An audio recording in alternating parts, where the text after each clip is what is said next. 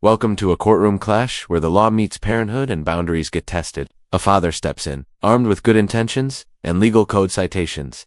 But when a judge who's seen it all lays down the rules of attorney-client privilege, what starts as parental concern turns into a masterclass on courtroom boundaries, mental health law, and who really gets to call the shots when your child becomes an adult in the eyes of justice. You don't want to miss this. Let's dive into the moment when the line between support and interference gets drawn in bold. Doing good. Nice to meet you. All right. Nice to meet you too. So you're the father? I am. Okay. All right. So this is what I always tell parents. And I used to be a defense attorney, so I know how it is with parents. When parents have children, their child can be 30, their child can be 40, that's still their baby, and they want to be involved. And it's especially true when you have a child who is young, 17, 18. But here's the thing, in this world, they're all considered adults. Okay. And when they have an attorney or something, the relationship is between them and their attorney. I used to have to tell parents all the time because sometimes the parents would hire me. And I used to have to sit down with parents and say, hey, you've hired me. This is a critical legal moment. The judge isn't just giving advice, she's issuing a direct warning. If a parent inserts themselves into private attorney-client discussions, they waive privilege. That means they could be subpoenaed to testify about what was said. Imagine trying to help your child and ending up testifying against them. The judge is drawing a sharp boundary here. Support? Yes. Interfere? No.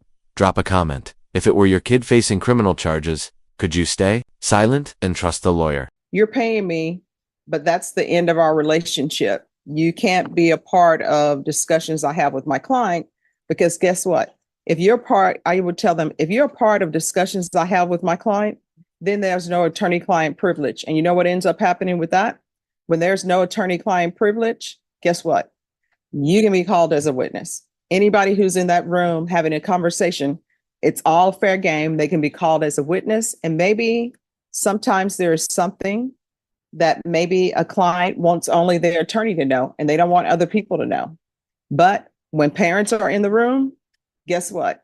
That all goes by the wayside. And sometimes we have to let our children go and let our children be adults. So on this side of the fence, I would always tell parents, it's great. I need you to be supportive. I need you to make sure that my client, your child, is keeping their mental health great. They know that everybody is rooting for them and are a part of their team. And I would tell them, but that's where it ends. And it can't go past that because when it does, there's an issue. And let me just tell you my experience with one case I had in the past. Had this client very young. Mother wanted to be 100% in the conversations, even though I would tell them, hey, you shouldn't be in this conversation and you cannot be talking to your child about what happened because guess what? You can be called as a witness. They wouldn't listen to me. And so when it came time to do a plea bargain agreement, the parent is in the hallway. And I can tell you this because they were in the hallway shouting. So everybody heard. So it's not confidential. So they're like, I want my child to do A, B, and C. And you know, I told them, I said, that's your child's choice. Because guess what?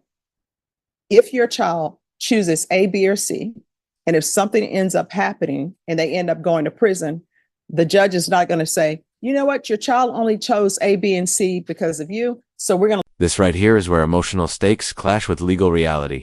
The father wants to influence the plea, but the judge shuts it down. Why? Because if the plea backfires, no one's blaming the parent. The defendant bears the consequences alone. It's a chilling reminder that even with parental love, this system doesn't work on feelings. It works on individual responsibility. Would you risk steering your child into a legal minefield if the final burden fell solely on them? Let you suffer the consequences. You understand? I do. And for some reason, with attorneys, people assume that being an attorney is easy and being a doctor is so much differently. Because if you go to see a doctor and you get a second opinion and a doctor tells you, oh yeah, your child needs a heart transplant, or oh yeah, we need to take the appendix out. A parent doesn't go to that doctor and say, well, I want to look at everything and let me just tell you how I think this appendix should be taken out. The person depends on the doctor, that the doctor knows what they're doing. And that's the same case That's the same situation with these cases, and everybody needs to understand that. Cannot be crossing lines. Does everybody understand? I Understand? understand it. All right, so that's the way it's going to be. So this is what's going to end up happening. We are going to come back, and we're going to come back on June 27th. Council, is that enough time? Yeah, yes, Your Honor. All right, so we're coming back on June 27th, and let me just tell you the way this court is Oh, run. well, you say 27th or 22nd? 27th. I am double booked. I've got a hearing on the Okay, 27th, but all right, we can bring it back on the 24th. yes, thank you. All right, so we're going to come back on June 24th. This is the way things run in this court. I make sure that everybody has the discovery. So when the defense counsel and everybody tells me I've received all the discovery, next thing I do, I require the state to tender an offer to the defense. And the defense has an ethical and legal obligation to tender that offer to their client and tell their client what the consequences are of the offer. Then I give everybody a plea deadline date because I want people to think about whether they want to accept the plea or not accept the plea. If they decide not to accept the plea, when I give them the plea deadline date, then that plea deadline date has expired and the next setting is going to be a jury trial. And if somebody after that plea deadline date has expired decide, oh gosh, I don't want to go to trial, Quiet, please. the only way I'll accept a plea is for good cause. Otherwise, they'll have to plea open to the court. All right, everybody. Now we're getting into Courtroom Procedure 101. The judge outlines the plea deadline system and efficient, no-nonsense method. Get discovery, make an offer, set a deadline. Miss it, you're facing a jury. It's a system built for clarity and accountability. And once the deadline passes, the only way to plead is open. No guarantees, no deals. That's high stakes. If you were in that position, would you roll the dice with a jury or try to bargain late and risk rejection? You understand? Any questions, Dad? I do have one Sure. question, Judge. Yes. When your child has a serious, persistent mental illness and a developmental disorder, and that is recognized and should be recognized early on in the Article 1622 of the Code of Criminal Procedure. And there's been multiple suicide attempts. All right, let me stop you right there. So here's the thing. With regards to that, that is something for her attorney to address. What you should do as a parent is turn information over to the defense attorney if you think it's something that she needs to know or is something that her client wants her to know. You understand? I do. So here's the thing, you got to cut the string. And when I say cut the string in the court, I mean court the card as in your daughter and her attorney need to be able to have conversations in private. Now, if her attorney wants information from you. Oof, that moment hit hard. The judge doesn't just check the father. She lays down the truth with scalpel precision. Reading law does not equal practicing law. And quoting statutes to a board-certified attorney in a courtroom, that's like telling a surgeon how to cut. The judge draws a clean line. Respect the profession, respect the process. She even compares the law to the Bible, deeply interconnected, easily misinterpreted. Ever been guilty of thinking you knew more than the expert? Be honest, we've all been there. Then the attorney will ask you, say, hey, I need some information from you. These are records. Maybe I need these records. I'm trying to get these records.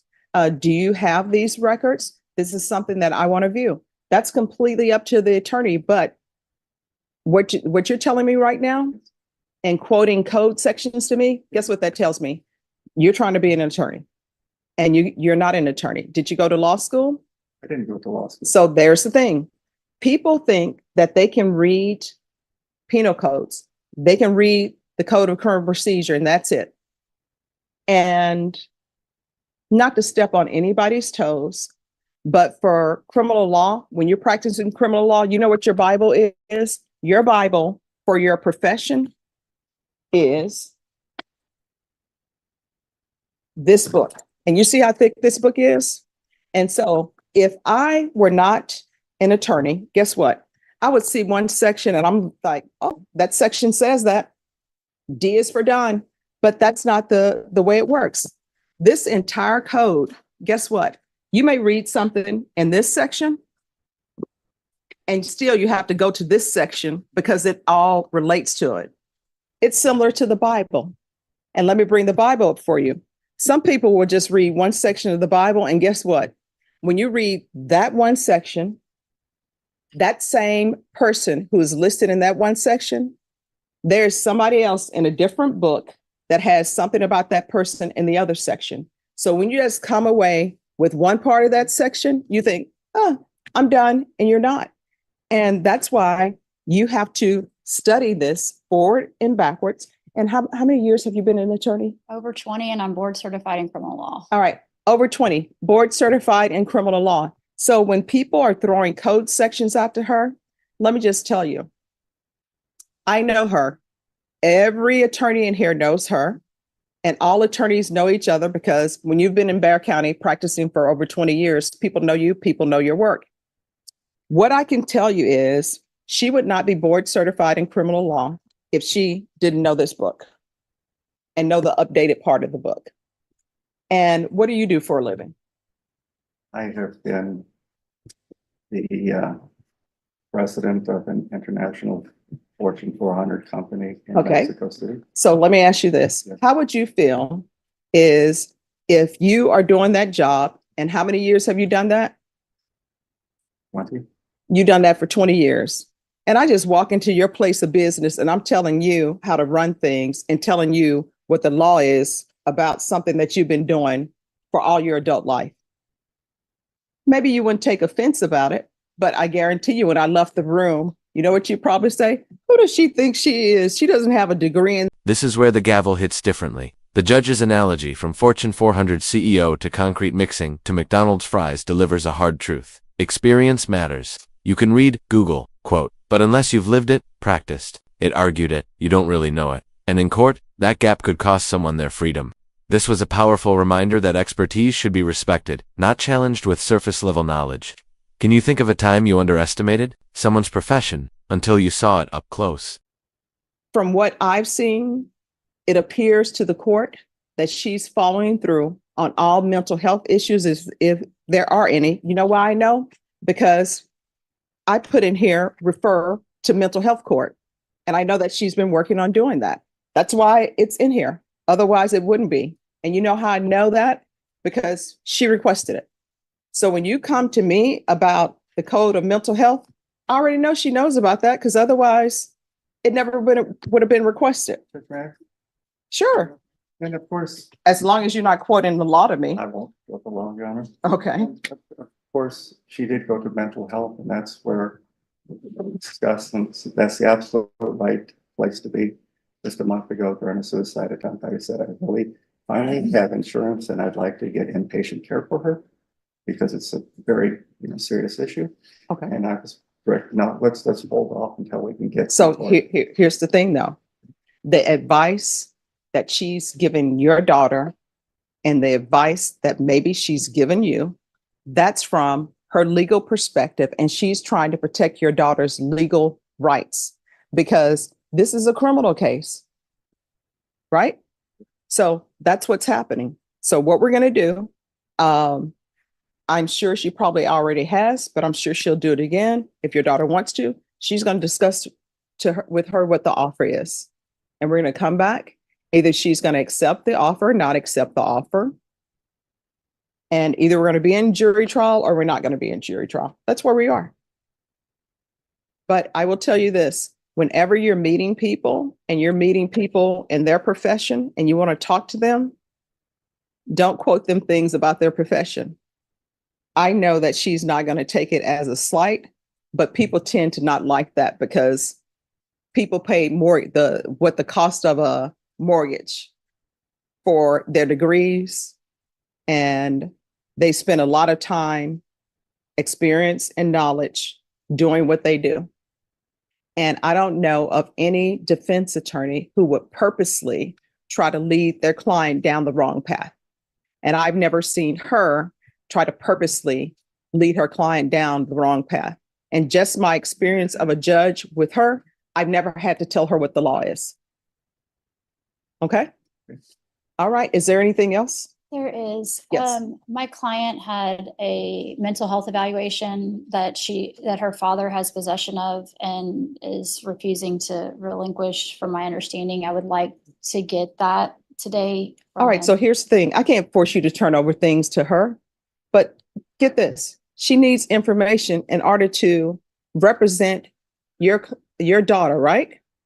So that's what she needs in order to represent your daughter. Whether you want to turn it over or not, that's completely up to you. Here's another thing I would always tell my clients and my clients' parents. This center of the courtroom, which we call the well of the courtroom, is a minefield. Your child, I am directing them on where to walk in this well. That's a minefield. I'm behind protected glass. I'm going to be just fine. But when I'm telling them to turn right, it's based upon all the information that you've given me or withheld from me. And when I tell them to turn right, I would always tell them they have no choice. They're going to go right. Now, when they turn right because of some information you haven't given me, and I'm going by the information that I have, is there going to be an explosion? And now we get to the emotional climax. The judge paints a vivid metaphor. The courtroom is a minefield, and the attorney is the one guiding the defendant through it. Every direction depends on what's been shared. If something explodes due to withheld information, that's on the parent. This isn't just legal strategy, it's life-altering impact. The father might mean well, but by withholding critical mental health records, he's risking far more than he realizes. Question: for you, is protecting your pride ever worth jeopardizing someone else's freedom?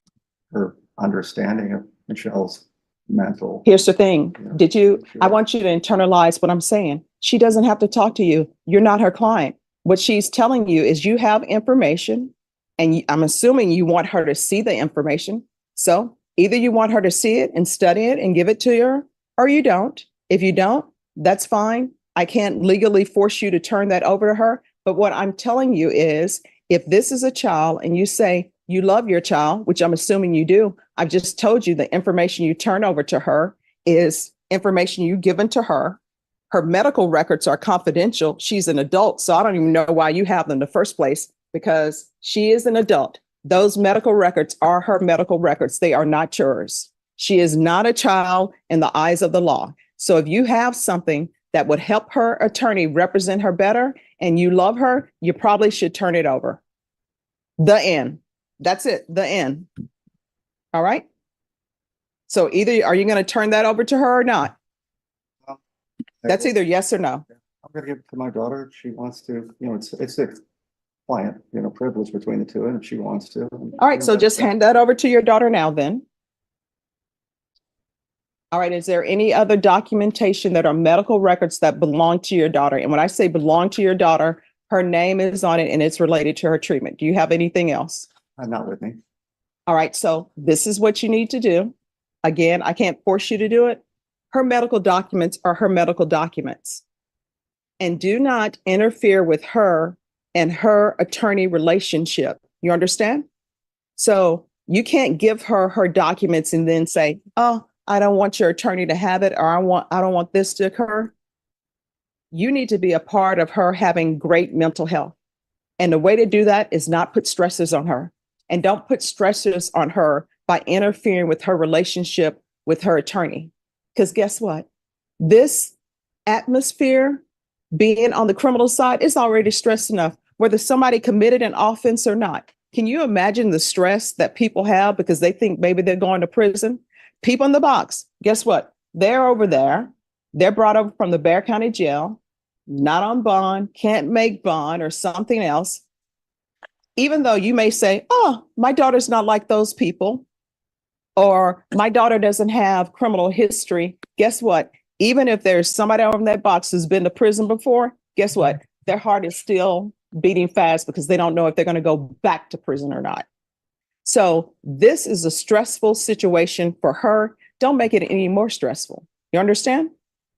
What started as a father's plea for involvement became a deep dive into the ethics, boundaries, and emotional weight of the legal system. The judge made it clear. In this court, intentions don't override process. Medical records belong to the client, legal strategy belongs to the attorney, and emotional interference, even from a parent, can do more harm than good. The lesson: Support your loved one, but don't become a legal liability. If you found this case as shocking as we did, make sure to hit that like button. Share your thoughts in the comments. And don't forget to subscribe for more jaw-dropping courtroom breakdowns.